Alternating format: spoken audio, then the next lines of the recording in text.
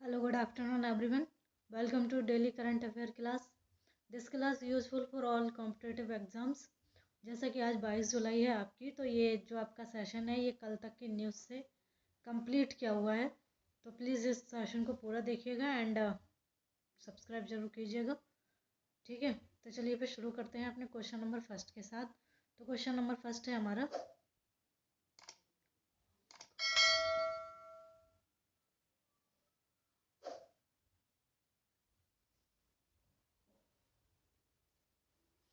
ये question number first है हमारा, अंतर्राष्ट्रीय ओलंपिक समिति ने कोविड-19 महामारी के कारण डेकर 2022 युवा ओलंपिक खेलों को किस वर्ष के लिए स्थगित कर दिया गया है। तो ये किस वर्ष तक के लिए स्थगित कर दिया गया है आपका, 2023, 2024, 2025 या 2026। तो ये आपका जो पोस्टपोन कर दिया गया है ये कर दिया गया है 2026 तक के लिए। ठीक है, जैसे कि आपको पता ही है सेनेगल और अंतर्राष्ट्रीय ओलंपिक समिति यानी कि आईओसी ने आपका पारस्परिक रूप से डेकर युवा ओलंपिक खेल 2022 को 2026 तक स्थगित करने पर सहमति व्यक्त कर दी है। और इससे क्या होगा कि 2022 टोक्यो ओलंपिक को अगले साल के लिए स्थगित कर दिया गया है। ठीक है, अब इसका आयोजन आपका 23 जुलाई से 8 अगस्त 2021 तक होगा। ठीक है, यानी कि 2000 में होगा आपका टोक्यो ओलंपिक भी, और आपका ये भी अंतर्राष्ट्रीय ओलंपिक भी आपका 2026 में होगा। ठीक है,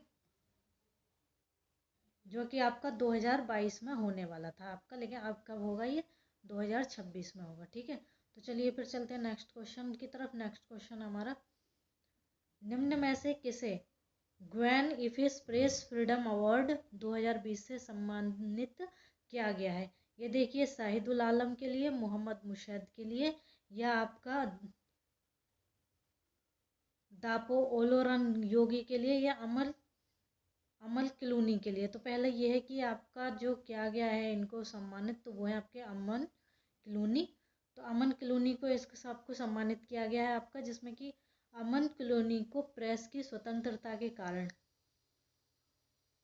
बहुत ज़्यादा उपलब्धि प्राप्त थी इनकी। कमेटी टू प्रोटेक्ट जर्नलिस्ट यानी कि CPJ द्वारा 2020 ग्वेन ईफिल प्रेस, ठीक है, जिसमें आपका लिखा हुआ Gwen Eiffel press freedom award के तहत इनको सम्मानित आपका किया जाएगा, जिसमें कि आपकी कमेटी टू प्रोजेक्ट जर्नलिस्ट जो कि आपका CPG है, CPG ने इंटरनेशनल प्रेस फ्रीडम अवार्ड 2020 के विजेताओं की घोषणा कर दी है, जिसमें से आपका है आपके शाहिदुल आलम जो कि बांग्लादेश से हैं आपके, और फिर है आपके मोहम्मद मोर्शेद जो कि ईरान से हैं, फिर है आपके डापो ऑल न्यूरोनोमी नाइजीरिया से हैं, और एक है आपके स्वेतलाना प्रोकोपाएवा, ये रूस से हैं। तो ये जितने भी आपके 4 पत्रकार हैं इनको रिपोर्टिंग के फील्ड में, ठीक है, इनके प्रतिशोध में गिरफ्तारी और आपराधिक अभियोजन का भी सामना करना पड़ा है। तो इनके अलावा वकील अमल क्लूनी को Goyal Eiffel press freedom award 2020 में सम्मानित आपका किया जाएगा। ठीक है, इन लोगों ने अपने जर्नलिज्म को प्योर और आगे बढ़ाने के लिए बहुत सारी प्रॉब्लम्स को भी फेस किया है। तो चलिए चलते हम नेक्स्ट क्वेश्चन की तरफ। नेक्स्ट क्वेश्चन है हमारा, निम्न में से किसे सूरीनाम के राष्ट्रपति के रूप में चुना गया है। आपका पहला है देसी बुतरस, बी है आपका रानी ब्रंसविक सॉरी, और सी है आपका चंद्रिका प्रसाद जॉन संतोखी, या फिर आपका पॉल सोमो हाइदजो। ठीक है, तो सोमो हाइदजो ये इसमें से जो हमारा आंसर है, तो ये हमारा आंसर है आपका चंद्रिका प्रदास जॉन संतोखी। ठीक है, ये भारतीय मूल के आपके चंद्रिका प्रसाद जॉन संतोखी को दक्षिण अमेरिकी देश सूरीनाम का राष्ट्रपति चुना गया है, जो कि आपके प्रोग्रेसिव रिफॉर्म पार्टी यानी कि PRP के संतोखी को निर्विरोध राष्ट्रपति चुन लिया गया है आपके। और ये सूरीनाम आपका देश का नाम है। ठीक, तो वे पूर्व सैन्य तानाशाह डेजी बाउटर्स की जगह लेंगे। इनसे पहले जो आपके राष्ट्रपति थे उनका नाम था डेसी बाउटर्स। ठीक है, अब उनकी जगह कौन है आपके चंद्रिका प्रसाद चांद संतोखी, जो कि आपके भारतीय मूल के आपके इस सूरीनाम देश में रहने वाले हैं। ठीक है, ये आपके नेशनल पार्टी ऑफ सूरीनाम यानी कि NPS, national party of Suriname, देश के आर्थिक संकट में डालने के कारण मई में हुए चुनाव में इनकी हार हुई थी। ठीक है, इनकी हार आपकी एक बार हो चुकी है, लेकिन अभी ये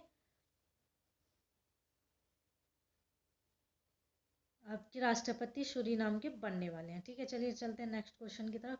नेक्स्ट क्वेश्चन है हमारा, किस IIT ने दुनिया की सबसे किफ़ायती reverse transcription polymerase chain reaction RT-PCR आधारित COVID-19 डायग्नोस्टिक किट कोरोश्योर विकसित की है? तो ये आपकी जो कोरोश्योर विकसित की है, पहले ये जान लीजिए कि ये सबसे दुनिया की सबसे ज़्यादा सस्ती COVID-19 डायग्नोस्टिक किट है आपके, और इसमें ये केंद्रीय मानव संसाधन विकास मंत्री रमेश पोखरियाल निशंक द्वारा ये किट को लॉन्चिंग की गई है। ठीक है, और लॉन्चिंग सिर्फ इसी की वजह से की गई है क्योंकि सब लोग एक जगह कलेक्ट नहीं हो सकते, इसलिए।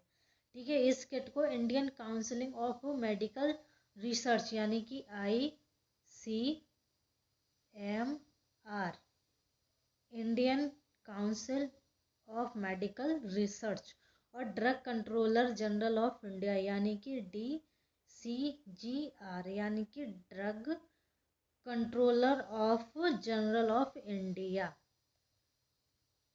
ठीक है, इनको आपका मंजूरी मिल गई है इन दोनों चीज़ों से। तो ये है आपका बनाने वाली जो इन दोनों है वो है आपकी दिल्ली, क्या है, IIT दिल्ली ने इसको बनाया हुआ है। ठीक है, चलते हैं नेक्स्ट की तरफ। नेक्स्ट है हमारा, निमोनिया के खिलाफ भारत का पूरी तरीके से पहला स्वदेशी विकसित vaccine pneumococcal polysaccharide conjugate vaccine को Drug Controller General of India DCGI है आपका, जिससे मंजूरी मिल गई है, जिसे निम्न में से किस संस्था द्वारा बनाया गया है आपका? तो ये आपका पहले बता देते हैं हम, ये इसको बनाया गया serum institute of India private limited. ठीक है, तो ये भारत में पूरी तरीके से, ये भारत में ही आपकी डेवलप्ड की हुई है, जिसको कि आपका न्यूमोकोकल पॉलीसेकेराइड कंजुगेट वैक्सीन कहते हैं आपका, जिसको कि आपके DCGI से भी आप मंजूरी मिल गई है आपकी। इसका उपयोग शिशुओं को स्ट्रेप्टोकोकस निमोनिया के कारण होने वाली गंभीर बीमारी से बचाया जाएगा, इसके खिलाफ एक्टिव किया जाएगा कि ये बीमारी ना हो। तो ये कौन सी बीमारी से है आपका? ये है आपका स्ट्रेप्टोकोकस निमोनिया। आपको पता ही है, इसमें आपका P साइलेंट होता है, निमोनिया। ठीक है, चलिए फिर चलते हैं, ये हो गया हमारा क्वेश्चन नंबर 5 एंड 6 की तरफ चलते हैं। 6 है हमारा, अमेरिका ने किसके खिलाफ आपका संशोधन बिल पास किया है आपका? तो देखिए, ये बिल पास किया है आपका अमेरिका ने भारत के खिलाफ, पाकिस्तान के खिलाफ, चीन के खिलाफ एंड रूस के खिलाफ। तो देखिए, आपको पहले से ही पता है कि अमेरिका ने जो अपना कानूनन संशोधन संवैधानिक जो संशोधन बिल पास किया है वो क्या है आपका? चीन के खिलाफ, क्योंकि वो ऑलरेडी चीन से चढ़ा बैठा है। तो चीन इसने अपना आक्रामक जो आपका ये है आपका, चीन ने, अमेरिका ने भारत का साइड लेते हुए चीन के खिलाफ संवैधानिक संशोधन बिल आपका पास किया है, और अमेरिका ने बताया है कि ये जो भारत के खिलाफ जो इसने गलवान घाटी में जो आक्रामकता दिखाई थी उसके खिलाफ आपका ये कानूनी अपना संशोधन बिल लेकर आए हैं। संशोधन में कहा गया है कि चीन कब्जाना चाहता था भारतीय क्षेत्र। ठीक है, तो जो सबको पता ही है, पिछले महीने लद्दाख की गलवान घाटी में हुई थी सेनाओं में झड़प, ये इसकी हाईलाइट थी, आप अपनी देख लीजिएगा। और चीन की आक्रामकता के खिलाफ ये अपना बिल लेकर आया है, और ये वाशिंगटन में पास हुआ है। देखिए, इसके बारे में थोड़ा सा आगे है। तो ये है आपका, मंगलवार को ये अमेरिका के House of Representative National Defense Authorization Act America की white of National Defense Authorize Act की फुल फॉर्म है आपकी NDDA की फुल फॉर्म ये है आपकी, लेकिन इसे अमेरिका के हाउस ऑफ रिप्रेजेंटेटिव में पास किया गया है और इसमें चीन के व्यवहार पर भी चिंता जताई है। अमेरिका ने उस पर आरोप लगाया है कि चीन कोरोना वायरस की महामारी के बहाने भारतीय क्षेत्रों को कब्जाना चाहता है। बता दें कि पिछले महीने लद्दाख में जो आपकी हिंसक झड़प हुई थी और इसके साथ ही दक्षिण चीन सागर को लेकर अमेरिका चीन पर लगातार हमले बोल रहा है। ठीक है, इससे क्या है देखो, ये पहले भी ऊपर आ चुका है आपका अमेरिका का हाउस ऑफ रिप्रेजेंटेटिव में NDDA संशोधन भारतीय अमेरिकी सांसद अमी बेरा, ये आप ध्यान से देख लीजिए, अमी बेरा सांसद हैं इसके, और कांग्रेसमैन स्टीव सेवट ने पेश किया था, इसको रिप्रेजेंट करा है। और LOC पे, और इसलिए क्या है क्योंकि भारत और चीन के LOC पे जो तनाव है आपका उसको कम करने के लिए। ठीक है, संशोधन में आपका कहा गया है कि चीन द्वारा दक्षिण चीन सागर LAC और सेकाकू विवादित क्षेत्रों के आसपास लगातार अपना विस्तार करना चाहता है, जो कि उसका चिंता का विषय है। और चीन ये सब कोरोना वायरस को बहाना बनाकर करना चाहता है। ठीक है, तो ये सिर्फ इतना ही नहीं, इसके दक्षिण चीन सागर में भी अपना दावा ठोक रखा है। देखिए, पहले ये जान लीजिए, सेकाकू जो टापू है ये पहले भी बहुत ज़्यादा हाईलाइट रह चुका है। ये सेकाकू जो टापू है ये जापान का है। और सेकाकू टापू के लिए जापान और चीन के बीच टकराव हुआ है, क्योंकि ये बोलता है जापान हमारा है और चीन बोलता है इसको कि ये हमारा है। ये अजीब सा नाम है सेकाकू टापू, लेकिन हाईलाइट रह चुका है तो याद थोड़ा सा करना पड़ेगा। ठीक है, चलते हैं नेक्स्ट की तरफ। नेक्स्ट है आपका UAE का मंगल मिशन कहाँ से लॉन्च हुआ है? कहाँ से लॉन्च हुआ है आपका? रूस, ब्रिटेन, अमेरिका या जापान? तो ये हुआ है आपका ऑप्शन नंबर डी, जापान से। ठीक है, कहाँ से? जापान से आपका हुआ है ये। ठीक है, और इसके बाद देखिए इसमें दिया हुआ है थोड़ा सा लॉन्च के बाद रॉकेट। ठीक है, ये रॉकेट है आपका। रॉकेट निर्माता मित्सुबिशी हेवी इंडस्ट्रीज ने कहा है कि हमने एच सेकेंड ए लॉन्च व्हीकल नंबर 42 एच मतलब S2A एंड F42O को लॉन्च किया है। ये अमीरात मॉर्स मिशन यानी कि AAM है, जिसका नाम आपका होप रखा गया है स्पेसक्राफ्ट को। जापान के समय अनुसार आपका जो भी है आपका 6:58 और 14 सेकेंड यानी कि ये इसका अपना टाइम है, उस पर लॉन्च किया हुआ है। और ये जब भारत में इसका समय था सुबह का 3:28। ठीक है,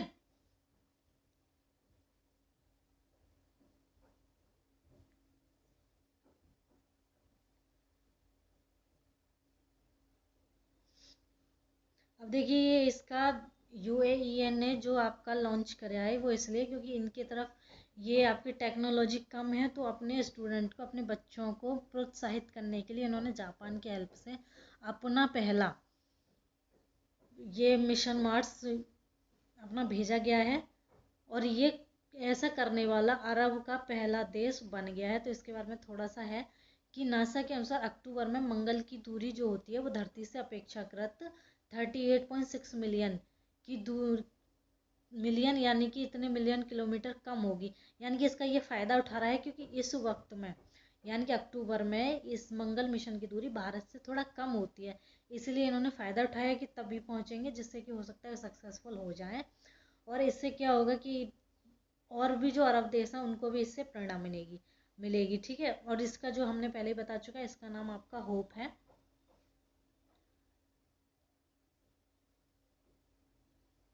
और इसका जापान का जो H-24 है उस रॉकेट से इसका लॉन्च किया गया है। और इसमें जापान में तनेगाशिमा अंतरिक्ष केंद्र से इसको रवाना किया गया है यानी कि भेजा गया है आपका। लेकिन खराब मौसम के कारण इसको पहले पोस्टपोन कर दिया गया था, लेकिन इस बार इसकी लॉन्चिंग हो चुकी है आपकी। और ये आपका 2021 में पहुंच जाएगा, ऐसी इनकी होप है आपकी। और अमीरातों ने मिलकर UAE में 50वीं सालगिरह भी होगी।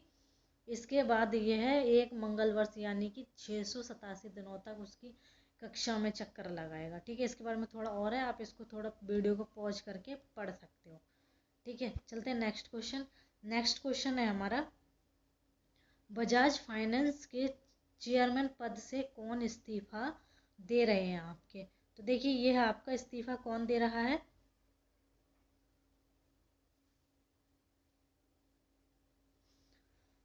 तो संजीव बजाज, राहुल बजाज, अभिजीत बजाज या फिर आपके विजय बजाज। तो देखिए ये है आपके राहुल बजाज हैं जो आपके इस्तीफा दे रहे हैं आपके। और ये आपके बजाज फाइनेंस के 3 दशक से अधिक से बजाज फाइनेंस आपके रह चुके हैं और इन्होंने कंपनी के बोर्ड ऑफ डायरेक्टर के चेयरमैन पद से हटने का फैसला ले लिया है। लेकिन वो कंपनी में अगले चेयरमैन के तौर पर, सॉरी, इनके बाद जो आपके आने वाले हैं वो संजीव बजाज आने वाले हैं। ठीक है।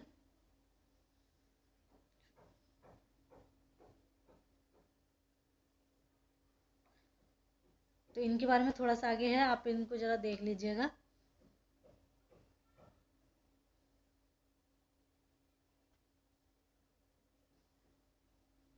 ठीक है। ये बजाज फाइनेंस के चेयरमैन राहुल बजाज इस महीने के अंत में यानी कि आपका 31 जुलाई को ये अपना रिटायरमेंट दे देंगे। वह non executive non independent director के तौर पर कंपनी से आगे भी जुड़े रहेंगे। ये नहीं है कि ये अपना रेजिग्नेशन देने के बाद वापस चले जाएंगे, ऐसा नहीं है, ये बने रहेंगे।